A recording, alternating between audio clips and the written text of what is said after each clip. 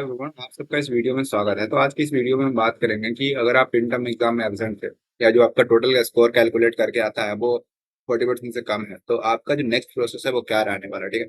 और आपको जो हम ये बता रहे हैं ये सब ना ग्रेडिंग जो स्टूडेंट हैंडबुक है, स्टूडेंट हैंडबुक का जो लेटेस्ट वर्जन है, मतलब लेटेस्ट अपडेट जो है वो 26 अगस्त है। आई थिंक 26 अगस्त है, दिखा देते हैं आपको। ये देखिए, जो लास्ट अपडेट है वो 26 अगस्त है। अगर मे भी फ्यूचर में या अभी कुछ दिन में अगर नया अपडेट आ जाए, इसमें नया मतलब नया आ जाए, उसमें कुछ चेंजेस रहे, तो चीजें उसके अकॉर्डिंग चेंज हो जाएगी। क्योंकि अभी तो जो डॉक है, अभी जो लेटेस्ट है उसी के अकॉर्डिंग चलेगा। एंड देखा गया है कि चेंजेस होते हैं कुछ कुछ, बट देखते हैं, अगर होते हैं तो उस टाइम देख लेंगे, उसमें क्या है। अपने पास सारे ऑप्शन, ठीक है, टेंशन लेने की कोई बात ही नहीं। सिंपल दो टाइप के स्टूडेंट हो गए ना, एक तो इंटर्म एग्जाम अटेंड किए हैं और एक नहीं किए हैं, मतलब इन टाइम एग्जाम में एब्सेंट थे और एक प्रेजेंट थे, तो दो टाइप की तो स्टूडेंट है। इन दोनों के बारे में डिस्कस कर लेते हैं अच्छे तरीके से। ना आप अपना मतलब अपना डैशबोर्ड वगैरह देखिए और चेक करिए कि आप इन तीनों में से किसी एक कंडीशन में फॉल करते हो क्या। अगर आप इन टर्म एग्जाम अटेंड किए हो तो आपका जो टोटल स्कोर आ रहा है कैलकुलेट करके वो 40% से ऊपर है या नीचे है। अगर आप नीचे 40% से नीचे है तो आपके लिए केवल एक ही ऑप्शन है, रिपीट इंटायर कोर्स का। ठीक है। मीन्स कि इन तीनों में से इन ये जो तीन कंडीशन हमने लिखा है, इन तीनों कंडीशन में से किसी भी एक कंडीशन में फॉल कर रहे हो तो आपके पास केवल एक ही ऑप्शन है, वो रिपीट इंटायर कोर्स। अब देखिए, रिपीट इंटायर कोर्स का क्या मतलब यहाँ पे बनता है। तो सिंपल सा है कि अगर आपने 3 या 4 कोर्सेज ले रखे, सेलेक्ट कर रखे थे, और ये हर एक इंडिविजुअल सब्जेक्ट कोर्सेज पे चेक करना है, ये वाली चीजें हर एक इंडिविजुअल कोर्सेज पे। तो जिस कोर्स में आप जिस कोर्स में ये प्रॉब्लम आएगा, मतलब कि जिस कोर्स में ये तीनों कंडीशन सेटिस्फाई करेगा, तीनों में से कोई एक कर जाना चाहिए। ठीक है।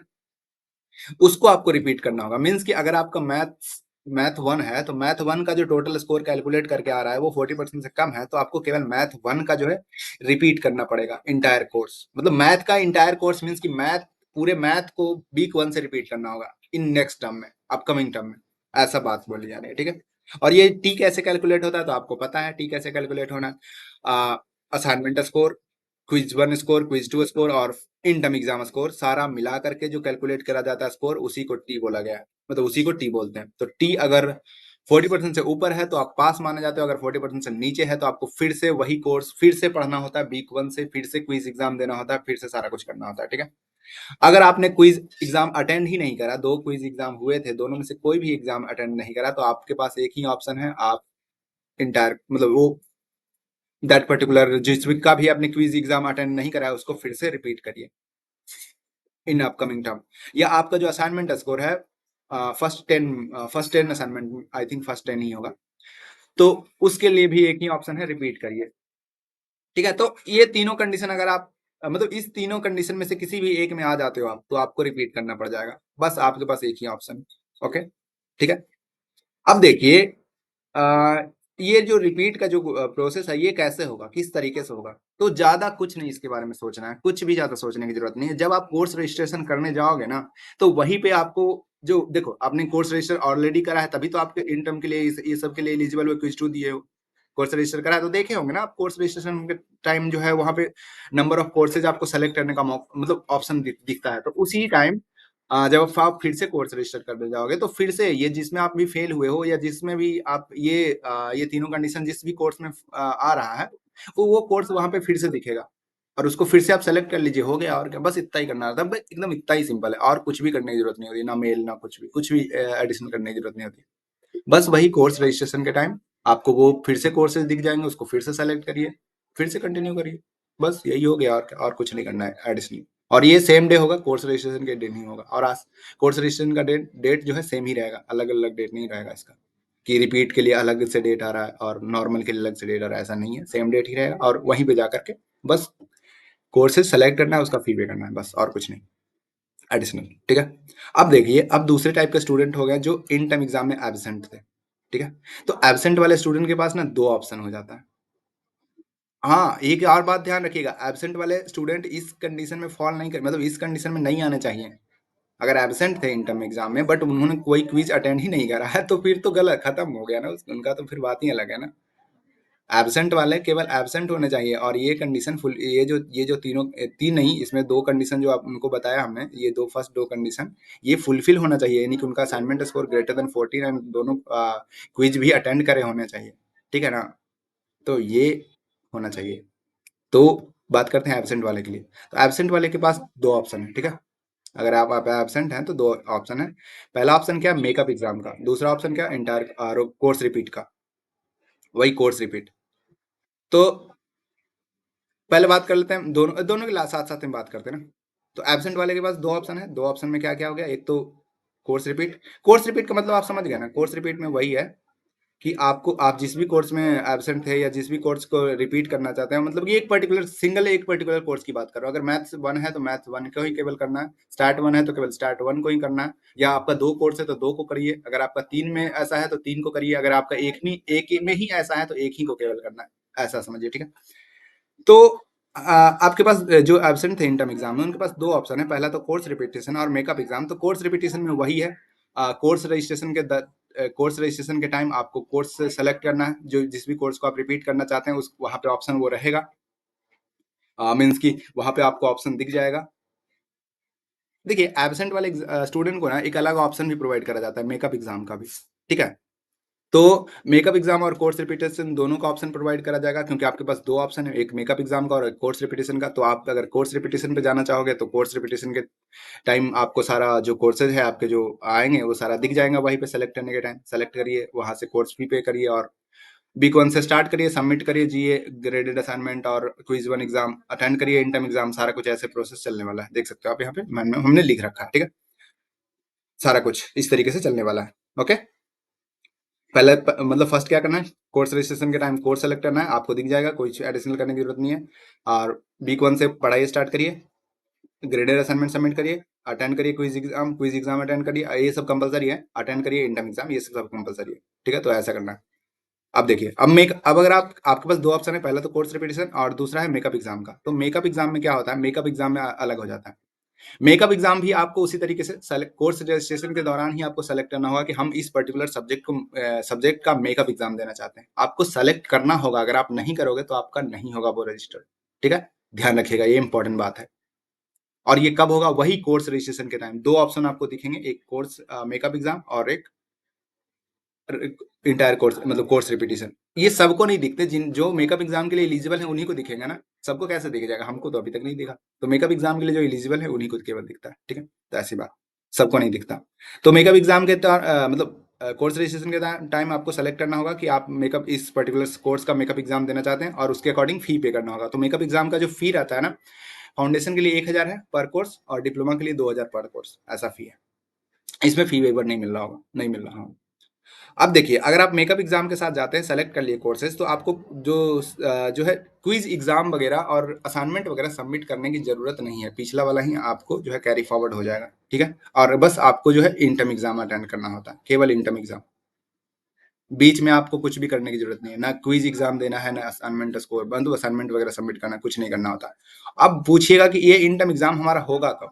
मेकअप एग्जाम, अगर हम मेकअप एग्जाम का सेलेक्ट कर लिए तो मेकअप एग्जाम हमारा जो है इंटर्म एग्जाम होगा कब? तो आपका जो इंटर्म एग्जाम है ना, वो होगा नॉर्मल स्टूडेंट का जो इंटर्म एग्जाम होता है, जैसे सितंबर टर्म अगर आप बात करें तो सितंबर टर्म वाले जो नॉर्मल स्टूडेंट है, उनका जब इंटर्म एग्जाम होगा उसी दिन आपका भी इंटर्म एग्जाम। तब तक हम क्या करेंगे? ये 3 महीने, हम 4 महीने क्या करेंगे? आप वेट करिएगा और क्या। यानी कि अगर आप सितंबर टर्म को लेकर के कंसीडर कर रहे हो, सितंबर 2024 टर्म, तो सितंबर टर्म का जो इन टर्म एग्जाम होगा वो होगा दिसंबर में। तो आपका भी जो इन टर्म एग्जाम होगा सेम डे, सेम सेंटर, सारा कुछ सेम, उसी दिन होगा, सेम क्वेश्चन, सारा कुछ सेम, और वो ऐसे होगा, ठीक है? तो एग्जाम ऐसे इसी तरीके से होगा। ऐसा नहीं है कि क्विज 1 के टाइम ही आपका इंटर्म एग्जाम हो जाएगा, ऐसा नहीं है। क्विज 1 के दिन क्विज 1 ही होगा, लेकिन आप मेकअप एग्जाम के साथ गए हो तो आपको देने की जरूरत नहीं है, ठीक है? Simple sir. ओके, आपके आपके डैशबोर्ड में असाइनमेंट वगैरह सारा कुछ आएगा, बट आपको करने की जरूरत नहीं है, क्योंकि आपका जो पिछला वाला है वही कैरी फॉरवर्ड कर लिया जाएगा, मतलब वही काउंट कैलकुलेट कर लिया जाएगा, ठीक है? अब देखिए, एक और बात था कि मेकअप एग्जाम के लिए कुछ कंडीशन है। मेकअप एग्जाम सारे स्टूडेंट नहीं दे सकते। मेकअप एग्जाम जैसे देखो, अभी फॉर एग्जाम्पल आपको बताते हैं, अभी मे टर्म चल रहा था, मे टर्म कंप्लीट हुआ, 1 सितंबर को एग्जाम हुआ। अगर आप 1 सितंबर का एग्जाम में एब्सेंट थे तो मेकअप एग्जाम आप जस्ट, ये मे टर्म चल रहा है तो सितंबर वाले टर्म में ही आपको करना होगा, इमीडिएटली नेक्स्ट टर्म में ही आपको करना होगा। अगर आप इमीडिएटली नेक्स्ट टर्म में मेकअप एग्जाम के साथ नहीं जाते हो तो अब अगले टर्म में आपको ऑप्शन नहीं दिया जाएगा मेकअप एग्जाम का, ठीक है? तो ये कंडीशन हो गया कि इमीडिएटली नेक्स्ट टर्म में आपको करना ही करना है, कंपलसरी है करना। अगर आप मेकअप एग्जाम में भी फेल कर जाते हो, तब आपको दोबारा से मेकअप एग्जाम का कोई भी ऑप्शन नहीं दिया जाएगा। मतलब दोबारा से उस पर्टिकुलर कोर्स में आपको मेकअप एग्जाम का ऑप्शन नहीं दिया जाएगा। आपको नेक्स्ट टाइम में क्या करना होगा, आपको फिर से कोर्स रिपीट के साथ जाना होगा। ठीक है, ऐसी बात है। और एक इंपॉर्टेंट बात और आपको बताना चाहूंगा, ये मेरा पर्सनल ओपिनियन, मतलब देखो, ये हम आपको ना बता रहे हैं कि आप एक ऐसा इस तरीके से भी सोचिए क्या कि देखिए, आप इन टर्म एग्जाम क्यों नहीं देने गए? क्योंकि आपका उतनी अच्छे से प्रिपरेशन नहीं थी, इसीलिए आप इन टर्म एग्जाम देने नहीं गए।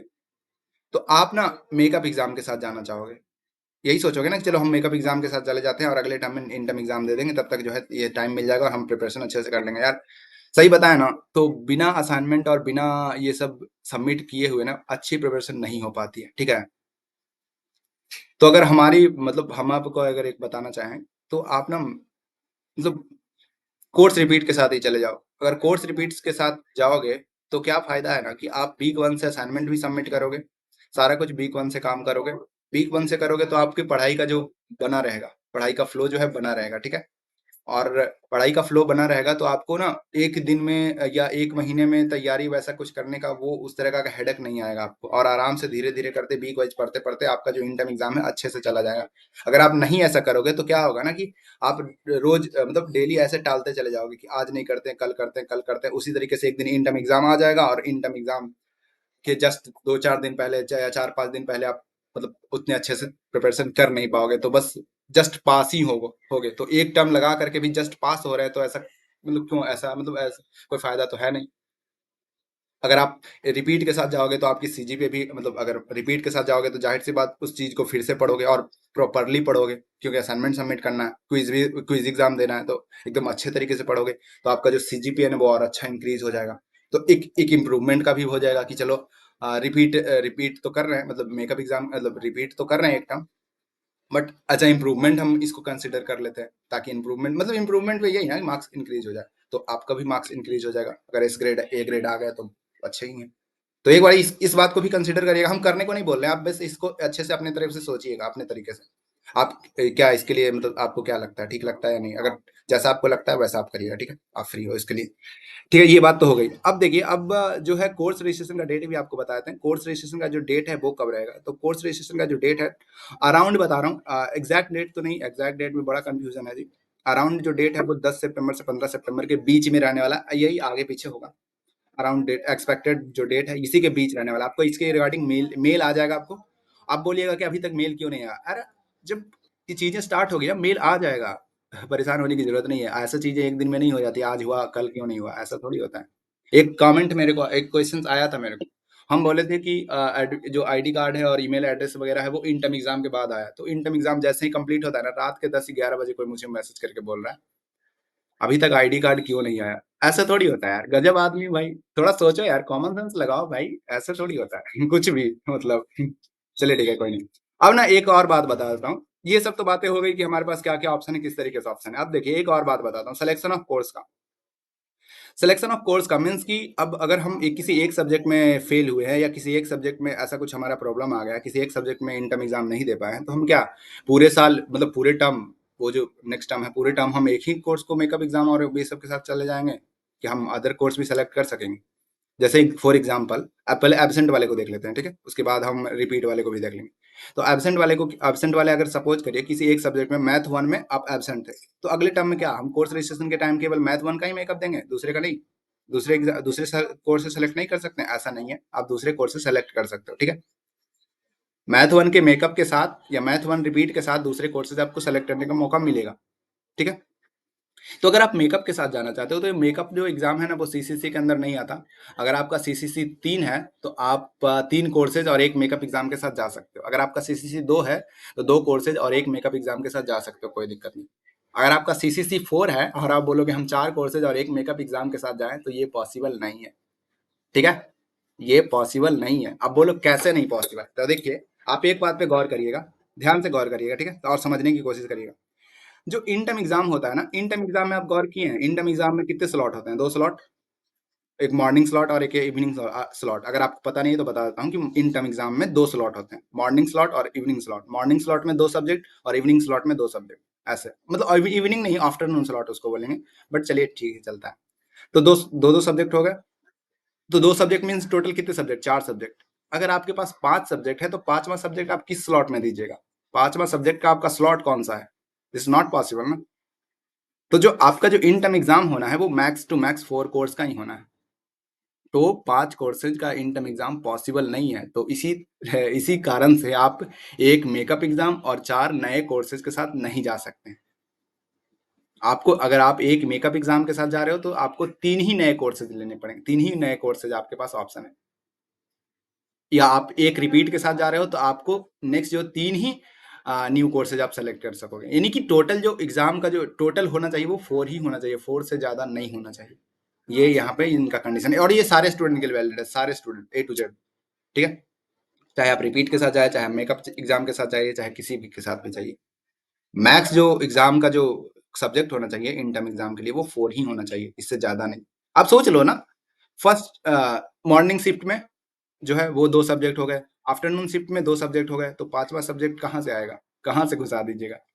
तो ये बात है, ये ध्यान रखिएगा। और एक और इम्पोर्टेंट बात बता देना चाहूँगा कि सपोज़ करिए कोई स्टूडेंट है जो मैथ 1 को रिपीट करना चाहते हैं या मैथ 1 को मेकअप एग्ज़ाम के साथ जाना चाहते हैं, तो क्या हम मैथ्स 2 सेलेक्ट कर पाएँगे साथ-साथ? नहीं, आप ऐसा पॉसिबल नहीं है। आप प्री रिक्विज़िट कंप्लीट करिएगा तभी आपको जो वो सब्जेक्ट सेलेक्ट करने का मौका मिलेगा। सपोज़ करिए जैसे देखिए मैथ्स 2 के लिए प्री रिक्विजिट क्या है? मैथ 1 है। पाइथन के लिए प्री रिक्विजिट क्या है? सीटी है। स्टैटिस्टिक 2 के लिए प्री रिक्विजिट क्या है? स्टैट 1 है। सिंपल सी बात है। 2 के लिए सब 1 वाला जो प्री रिक्विजिट है वो है।